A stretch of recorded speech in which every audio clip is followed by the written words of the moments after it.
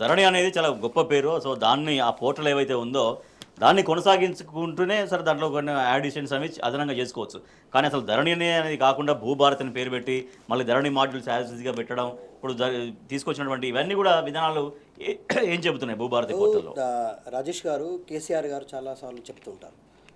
ఎవరికో పుట్టినటువంటి బిడ్డని నా బిడ్డ అని ముద్దాడినట్టుగా కాంగ్రెస్ పార్టీ చేసింది ఏం లేదు. తెలంగాణ రాష్ట్రం వచ్చిన తర్వాత 54,000 ఉద్యోగాల విషయంలో కేసీఆర్ గారు నోటిఫికేషన్ ఇచ్చినవి మావి అని చెప్పేసి చెప్పుకొని గప్పాలు కొప్పుకున్నారు.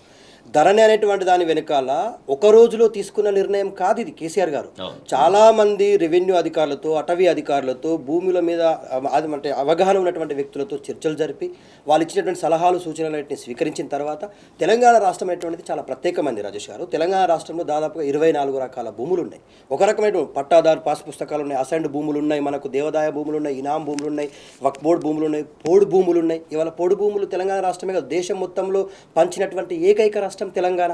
కేసీఆర్ గారి ఆధీనంలో దాదాపుగా 4 లక్షల నుంచి 8 లక్షల ఎకరాల భూములని పేద గిరిజన బిడ్డలకు పంచినటువంటి చరిత్ర కేసీఆర్ గారికి ఉంది. దాంతోపాటు చాలా కఠినమైనటువంటి అంశాల విషయంలో తీసుకునేటువంటి ప్రతి నిర్ణయం కూడా ఇద్దరి వ్యక్తుల మధ్య ఖచ్చితంగా సహేతుకంగా ఉండాలా.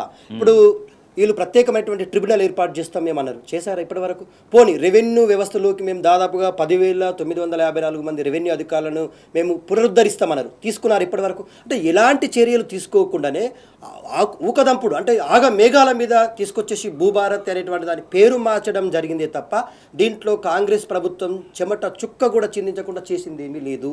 ఇది మొత్తం దీని వెనకాల మేధోమదనం, దీని యొక్క నిర్ణయాలు ప్రతిదీ కూడా కేసీఆర్ గారు చాలా కులంకషంగా తీసుకున్న నిర్ణయాలు, అంశాలు ఉన్నాయి. ఇంకో అంశం ఏంటంటే రాజేష్ గారు, రైతుల నుంచి ఫీజులు దండుకోవాలా? రిజిస్ట్రేషన్ల పేరు మీద దాదాపుగా 2,500 రూపాయల ఫీజులు ఒక్కొక్క రైతు నుంచి ప్రతి ఒక్క చిన్న సమస్యకు కూడా సమస్యగా చిత్రీకరిస్తూ దాని మ్యూటేషన్ పేరు మీద ఎకరాకు 2,500 రూపాయలు దండుకోవాలా. మళ్ళీ ప్రత్యేకంగా పాస్ పుస్తకం కావాలంటే 300 రూపాయలు దండుకోవాలా.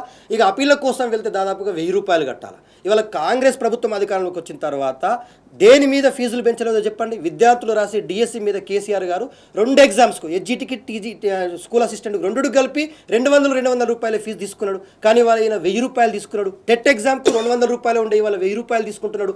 ఇవాళ రిజిస్ట్రేషన్ల విషయంలో ఫీజుల విషయంలో ఎంత పెంచడో చూసాం. హైడ్రా పేరు మీద చేసిన హైరానా నకరాలు ఎంత చిల్లర రాజకీయం చేసిండో తెలంగాణ రాష్ట్రంలో ఉన్నటువంటి ప్రతి పౌరుడు అనుభవించాడు.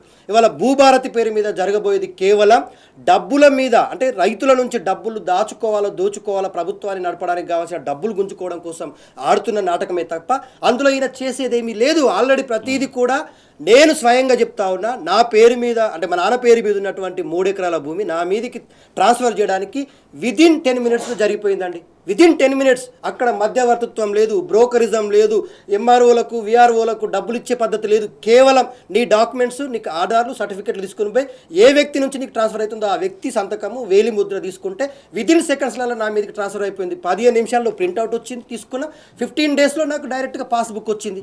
ఇంత ఈజీగా ఉన్నటువంటి ఈ వ్యవహారంలో కాంగ్రెస్ పార్టీ మేధోమదనం ఏమైనా ఉందా? దీన్ని అసలు ఇప్పటి వరకు దీని మీద ఎప్పుడైనా సమీక్ష నిర్వహించాలి? అలాగే ఉంచి అదనంగా మీరు అన్నట్టు రైతుల నుంచి ఎక్కువగా విద్యార్థులకు 2 లక్షల పేరు మీద నిధుల దండుకోవడమే చేసిండ్రు. ఫీజుల విషయంలో, టీఎస్పీఎస్సీ విషయంలో, ఏ ఉద్యోగం విషయంలోనైనా కూడా ఫీజులు పెంచడం చేసిందే తప్ప విద్యార్థులకు కానీ, రైతులకు కానీ, నిరుద్యోగులకు కానీ చేసిన న్యాయం అంటూ ఏమీ లేదు. ఇవాళ ధరణి పేరు మీద కూడా కేవలం పేరు మారుతుందే తప్ప అందులో ఉన్నటువంటి దస్తావేజులు, అంశాలు 36 అంశాలను 6 అంశాల్లో చేర్చడం, 6 అంశాలను 36 అంశాలుగా చేర్చడంలో ఇందులో ఏమైనా ఉందా? పేజీ నంబర్లు మారుతున్నాయి, సంఖ్యలు మారుతున్నాయి తప్ప ఇందులో ఏమైనా చట్టపరమైన, సాంకేతికపరమైన నిర్ణయాలు ఏమైనా తీసుకున్నారా?